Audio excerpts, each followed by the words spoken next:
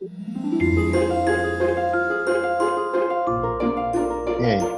over there. Hi, Christine. Hello, hello. Thank you so much for having me. I'm looking forward to this conversation. Let's see what Yeah, we talk about, where it goes, and what me interesting too. things we can Uh, have a conversation about. Me too. It was really nice to talk. It's already been a few weeks, and to come back, and we just had so much to talk about in so many directions we could go. I think our challenge is going to be more like, keeping it narrowed in and focus, and not talking about 4,000 things, but only four things or Only 400. four. Great, great. Exactly.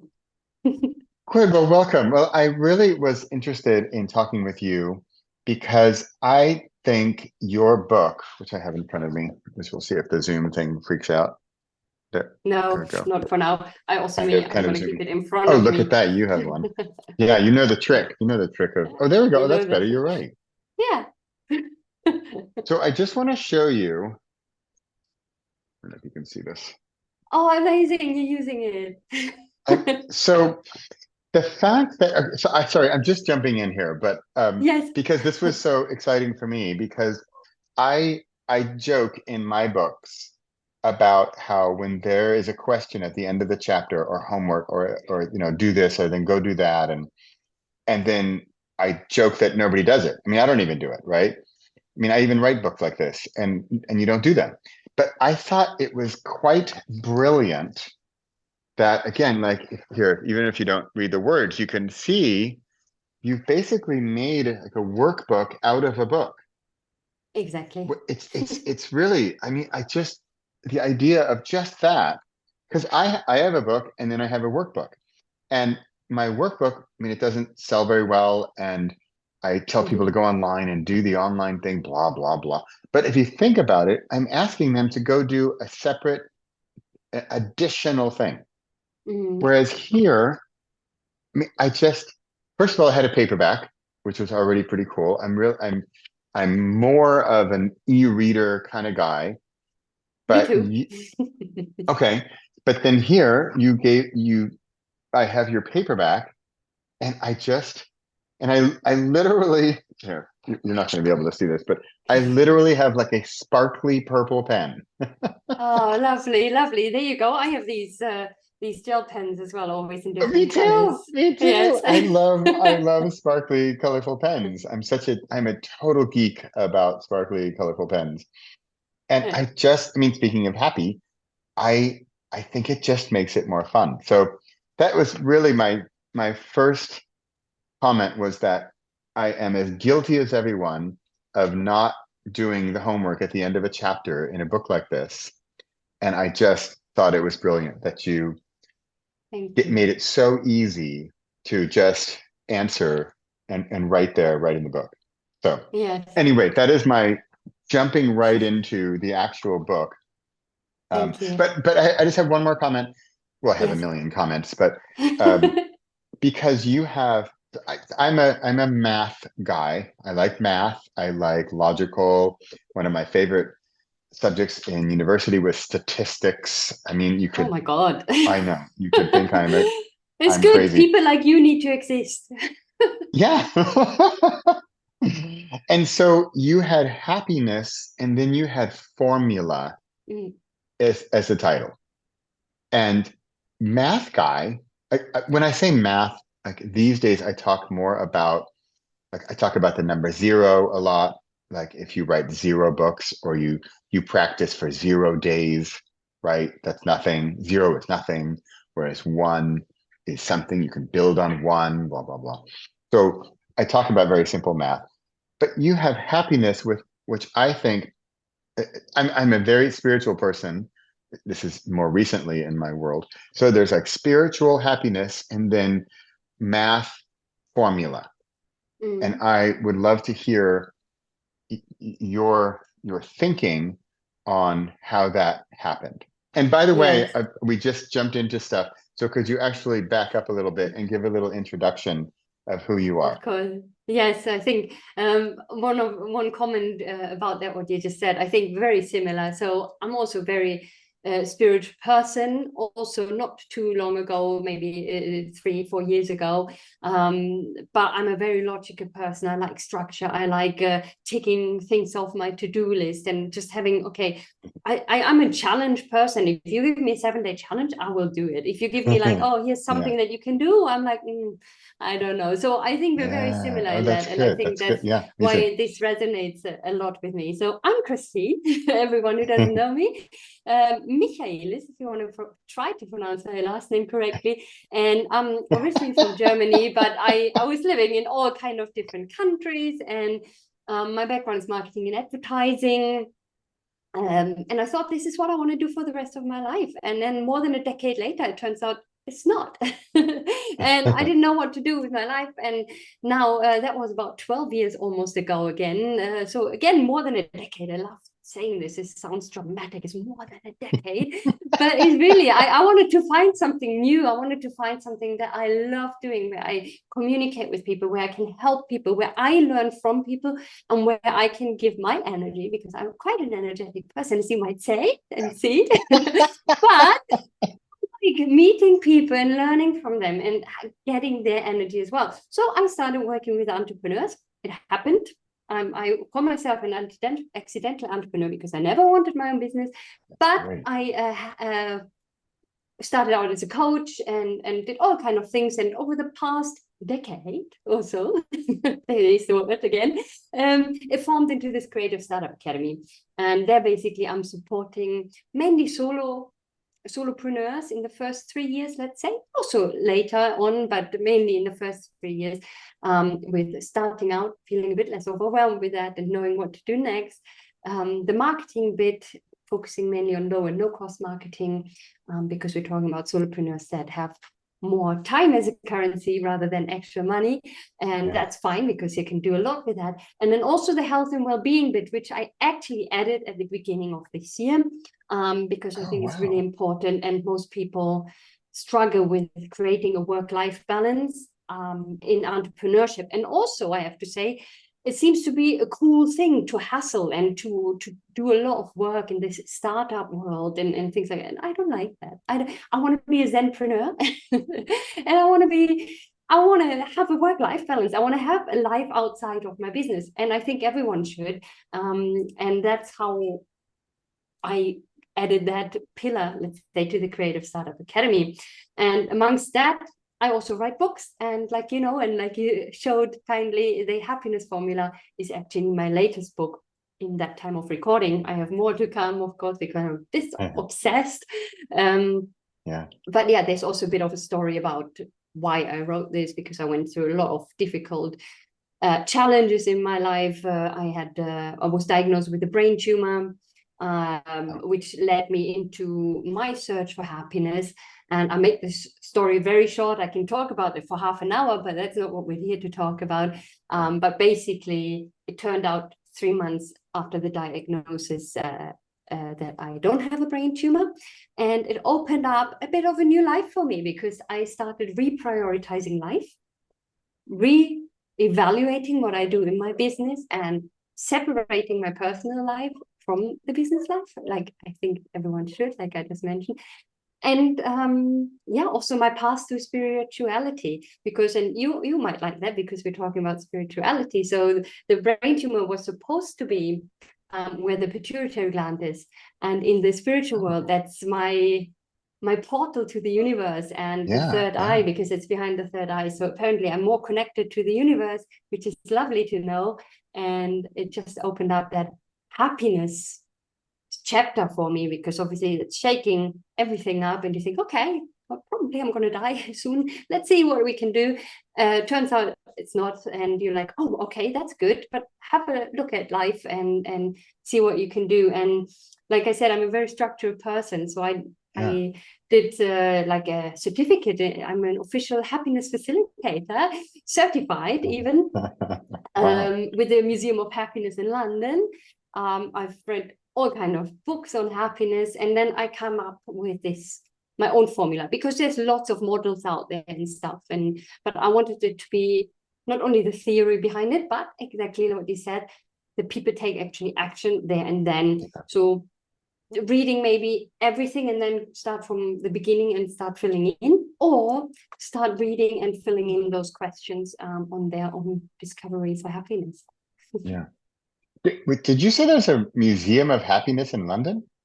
Yes, there is. Wow, It's a lovely I place. didn't know that. So they started with like pop-up events, and then they had a proper location established where they also run workshops, and it's a lovely community there. Mhm. Wow. I have, if you're okay to talk about it, your Mhm. brain tumor, did Mhm. you mean you really did have it and then you didn't, or it was a misdiagnosis? It was a Or misdiagnosis, yes, okay, but the doctors okay, weren't very good in saying that, because what they said is, oh, you have a brain tumor. Because originally I went, so it was a very stressful time. Would say I was very close to burnout, mm, and but for more than 20 years now, I have ringing in my ears. So, okay, tinnitus, it's called. And yeah, I went to, after like 10, 15 years, into doing all kind of treatments, let's say, that they believed back then will help and yeah, didn't. I went back to the doctors and they did a scan of my head. And that's when they said, good news, everything is okay with your ears, but you have a brain tumor. And I was like, what? And then they said, mm, I can't tell you more about it because it's not my expertise. And I was like, what? So, wow, bit of wow, a shocking moment. yeah, Now I can laugh about it, not laugh, but smile. And I know yeah, everything happens for a reason. And it led to most beautiful things in my life, appreciating so many things and discovering new things and yeah. finding a balance actually that works for me. Okay, this is, I think, a really important topic because my big moment was when my father passed away. Yes. Now, oh my God, almost 8 years. Um, and that for me was a giant shock. It was my Mm. own, version of my brain tumor, and it totally shook me up and changed everything in my life. And within Yes. 1 year, I had uh, closed my company, moved to Europe, and I became a writer. Any of those things would have been a big job on their own, but I did all three, and I just did them because I had such a focus. I mean, Mm. kind of towards happiness and fulfillment and meaning in your life, all Yeah. because my father passed away. And I think, I kind know. of related to your thinking about the brain tumor and thinking you have limited time. I, for the first time in my life, and this is so naive and like innocent and almost childlike, I thought for the first time, oh my God, I'm gonna die someday too, right? Because I I think know. up until, I don't know, until you realize it, you just think, oh, that's not gonna happen to me, or oh, that's other people, or that's other people's parents, or my father will never die, I will never die. I don't Yeah. know. I don't, people think differently about it, I suppose. So my question for you is, of course, we don't wish bad things on anyone, but why is it that it seems that most people only have this big change when there's this terrible, Exactly. horrific, awful cancer, brain tumors, passing away, dying, death, life Yes. sentence, whatever? How can the people listening who say, oh, I sure would love that. I would love that objective, happiness, for example. Oh, Mhm. but I don't have time, or the other 42 reasons why they're not going to get there. Until then, something terrible happens. And again, I All would of a love for sudden they have everyone to time. avoid that. Yeah. Mm. And then of course their priorities change. So how can we talk to the people Yes. who don't want the brain tumor or their father dying? Yes. I And don't mean to laugh about that, but no, but I know it's yeah, exactly that. Usually people, including myself, including you, yeah, including everyone I ever talk to, need to have something dramatic and yeah, negative in that case. I yeah, mean, yeah. you can label it as you want. Of course, death will happen. Like you said, everyone is gonna die. Depending on what you believe in, you might Right, right. come out at the other end in another dimension, or Yeah, I don't know. However, we have this shocking moment, whatever that is, for ourselves or someone close to us, that really shakes us and makes us wake up. and do something.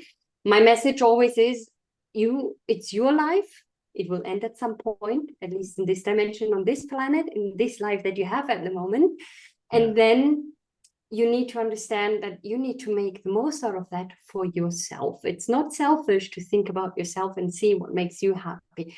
And there's an interesting experiment someone did, I know did, who said, okay, I'm going to live the next year as if it would be my last one.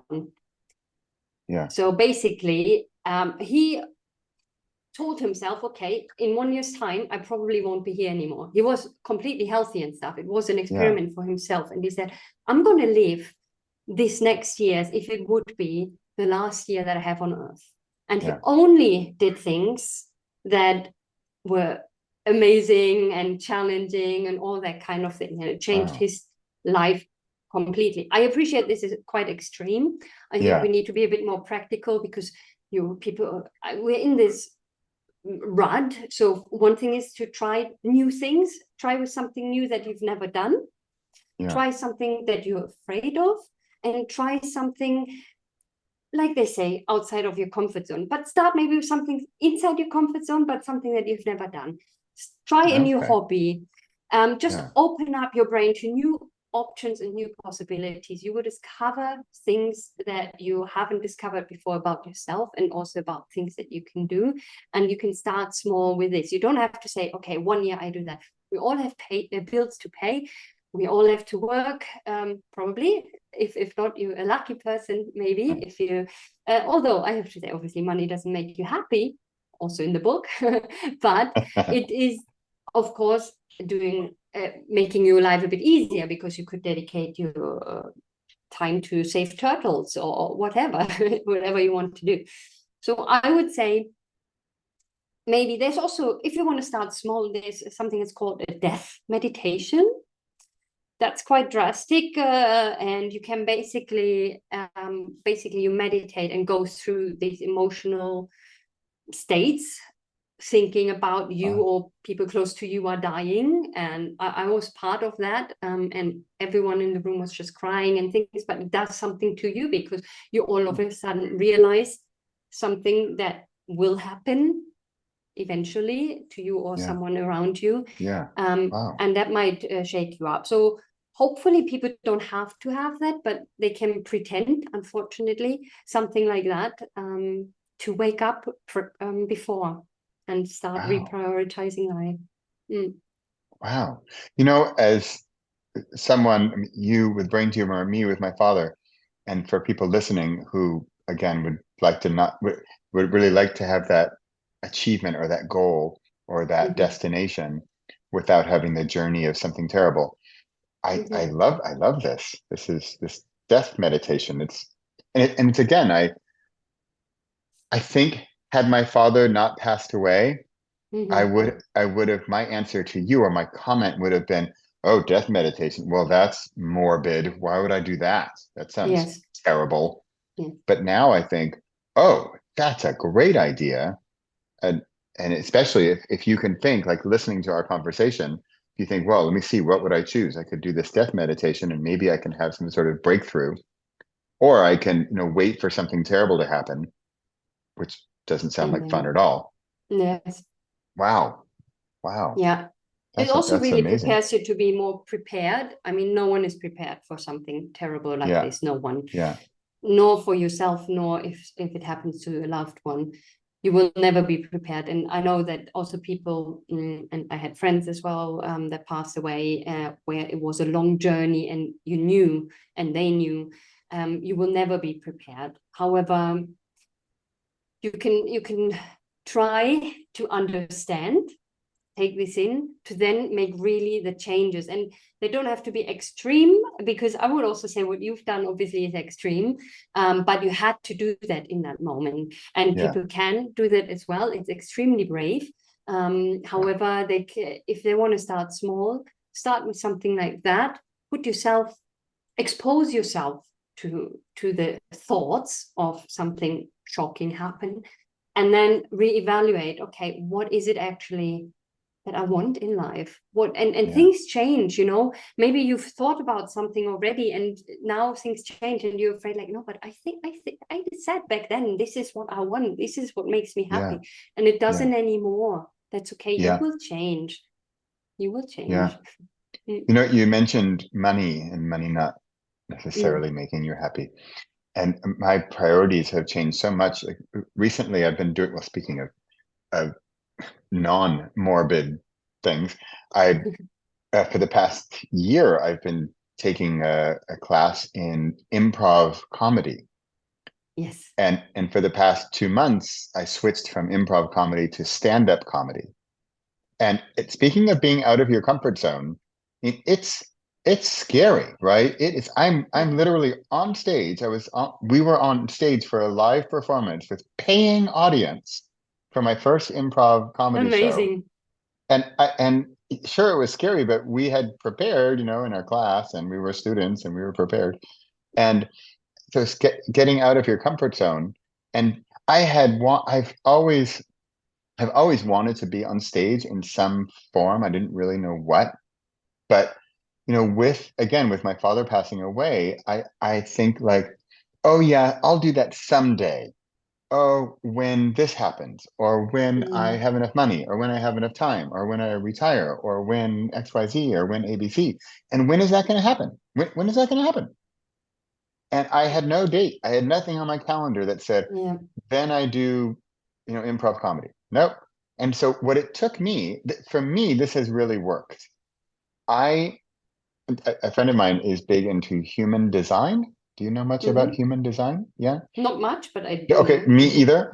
But I do know that one of the things, one element of a character can be, it's called something like waiting to respond. And so it's not necessarily that I will be the instigator and I say, I'm going to go take the improv comedy class.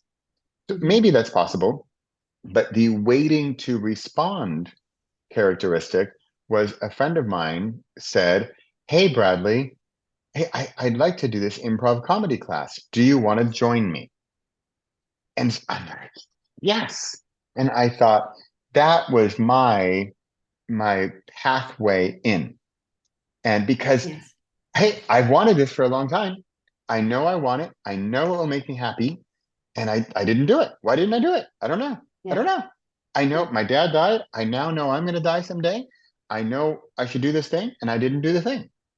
And so this element of human design, again, which I also don't know so much about, I'm going to send our recording to my friend because she'll like that I talked about it, but then she would love to fill in here to say, for example, this waiting to respond. So the reason I'm saying this is because here, Christine and I are inviting you, dear viewer, dear listener, we're inviting you to go take a step. You know, as she just said, take a step, maybe even, I like how you said something like, you said go out of your comfort zone, but you could also stay, I think you said in your comfort zone, but then something different. I like that. That's neat because it's a little less scary. And the last thought that I want to give, that you just mentioned, people wait a long time and think, I do that when I'm retired.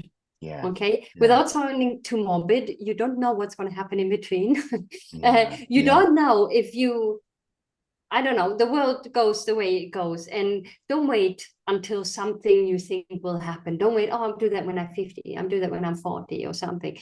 Just do it now. If there's something that you really desire doing, do it now, because you won't regret the things you've done, but you will regret the things you haven't done. Yeah. Like they say. Yeah. Wow. Can you tell us a little bit, again, I just want to come back to formula. Can you tell us a little bit about, you don't have to give away any secrets of the book, but that's okay. Can you tell us a little bit about the formula, or what can we expect? And from what I'm already hearing from you, I really like that you have very practical tips and advice, and it seems like very doable. Like you're not saying, you know, you have to move to Bali and become a monk and no, not anymore anyway. I think Bali has done its share. It's still, I think, lovely, but the hype might have gone down a bit. Funny. Right. And tourism, unfortunately, is destroying Bali as well. But Yeah. anyway, But anyway. on a positive, happy side, let's talk about the happiness formula. So there's things. So I think one very important thing to understand is whatever you want to do, and wherever your journey starts for happiness, you have to start somewhere. You have to get an understanding what happiness means to you. So it's the first thing, because happiness is different things to different people. You have to understand that joy is not happiness, and happiness is not joy. Joy is a fleeting moment and lovely, and our life hopefully is filled with joyful moments. Happiness is a long-lasting contentment of your human being, let's say. So just understanding that already will make it easier for you, probably. So I would invite you to think about, what does happiness mean to you? Discover your values, and know that knowing is not enough. Have to take action, and that's what I'm saying. Another thing is that we like to manipulate ourselves for whatever reason, traumas in the past, or we think we don't deserve happiness.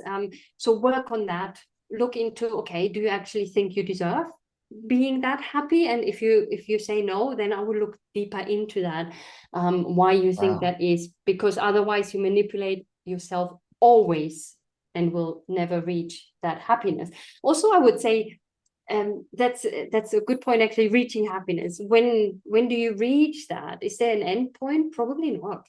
It's a lifelong learning. It's a lifelong thing that people want to achieve. But I think understanding that it's probably not a journey with an end stop will also help and accept. And then, I mean, there's so many things. Let me. Can I ask you a question? Yes, please. Because could you give an example? I really like how you have the definitions. I didn't really know them so clearly, of joy and happiness. Can you give examples? Like, so you said joy is more fleeting. Exactly. So joy is, for example, we're having this conversation. I really enjoy that. And joy has already the word joy in it. It's moment that give you a good feeling, maybe some memories that you're creating with people, maybe staying close, maybe a hug, maybe you got a certificate that you were learning for, or something. So things that make you jump up and down, that makes it hard to jump in that moment. So that's basically joy, because it's attached to something that's just happening in that moment. Happiness is more, okay, I'm happy in general in life. It doesn't have to be attached to a specific moment or thing that just happened. It's more contentment, and I'm good. I'm healthy. I'm happy. Of course, we have all the bad days. I'm not going to say I'm the happiest person alive. I think I'm one of the luckiest people alive, because I was misdiagnosed with brain tumor and not really having a brain tumor. But so that would be the main difference. So one is more attached to something that happens that we enjoy doing, that gives us that joy in that moment. And happiness is more like a way of life, a way of seeing things in general, being a bit more optimistic, maybe smile at people and spread kindness and things like that. Yeah. Wow. Thank you for that. That's really helpful. And also, it's so silly, but you're right. Enjoy, the verb enjoy. I just made that up, actually. I never realized that. But whilst I was saying that, I was like, that is actually true. It has the word joy in it. That's great. I really like that. Wow. Okay. We had said we were going to, I try to stick to time, even though my challenge here is that I just feel like we could talk just forever. I'm really enjoying talking with you. And it's just, well, we can have a part 2 at some point if we like. You know what I almost said, and I'm not kidding, I didn't make it up or whatever. I almost said, I said, it's such a joy to talk with you. There you go. So that would be an example of like this moment right now. This is like a joyous moment. I'm that enjoying makes me happy. the moment, right? It makes me happy that you enjoyed that. So joyous moment, I'm enjoying the moment. And so that makes me happy. So is it, I'm very visual, right? So right now I'm seeing like, and again, remember, I'm so sorry, people, but I'm like a math guy, and I literally think sometimes I think in like line graphs and Yes. charts and stuff. I know it's terrible. It's a sickness, but I think of like joy as the little graphs, like joy, joy, joy, joy, a bunch of little graphs, but then it's building on the bigger background of like, again, I really do think in graphs. So it's like the shaded um, area of the graph, and that's the happiness. So the little joy is increasing the happiness. Would that be kind of accurate or possible? That is for sure accurate, and then there's lots of other things that go into that. And again, we can talk about these for another 5 hours, but for sure, joyful moments in your life will feed your happiness state. Let's say that's one of the things. Being kind to yourself, spreading kindness to others, creating moments with other people, doing things with other people. I know a lot of people like being by themselves as well, like hermits, and that's great, and they're happy, but they see once they do something with other people that makes them even happier. And then there's lots of things that you can do to lengthen these joyful moments. But again, it's probably getting out of proportion now time-wise. More than happy to have another conversation, or anyone who's listening to that, feel free to connect with me and say, Christine, I think that was joyful to listen to your conversation. Let me know. Okay, so here's a maybe a wrap-up comment. And right now we're having a conversation. We're on Zoom. It's afternoon. We're both in Europe, and we're connecting via Zoom. And as I said, I'm really enjoying this. And I could have recorded a video of just me talking, a monologue. You could have recorded a monologue, a presentation, whatever. That's fine. Nothing wrong with that. But here's my suggestion for people to maybe get out of their comfort zone. And again, you and I are both writers, and writing is also like a monologue, right? We're writing, and people are consuming what we offer. So here's my challenge to get out of your comfort zone. Have a conversation. And in fact, if you really want the extra credit bonus points, like start up a YouTube channel or a podcast. It doesn't have to be, you don't need the craziest, fanciest. We're both, I think, I don't know, maybe you have a better camera. I think you have a better camera than I do. I'm on my laptop. I don't have the fanciest equipment in the world, because I'm a true believer in just the idea of creating something, because honestly, this conversation has brought me joy, which increases my happiness. And I just learned in the past half an hour with you how I can build my happiness through points of joy and other elements, I understand. But that really made it more clear for me. And that's because we're out of our comfort zones and we're having a conversation. We just met, we met last time we talked, and this could be out of the comfort zone for a lot of people. But I think these sorts of discussions can really, you and I have joy, and I hope that we share joy to those who are listening and watching. So there's my challenge from Mr. like go write a book guy. Yes, and remember, a smile is contagious. So even smiling, that might be another challenge. Smile at a stranger and see what happens. Nice. Wow. Great. Where can people find? Stalking you, run. Right. Where can people find out more about you and your books and your Creative Startup Academy? Where can people find you online? The best way is creativestartupacademy.com. All one word. There you have all my links to the socials in the footer. There you have all the links to the books and things like that. Also the happiness book. Love it. I really like Creative Startup Academy. I mean, I like all three of those individual elements, and all together this is really fantastic. So thank you. creativestartupacademy.com. Christine Michaelis, it was great to have you. And you know what? Let's do that. Let's just have this as part one, because we have so much to talk about. Let's hop on another Zoom in when next you have your next book, or you have your next whatever. I don't even care what it is.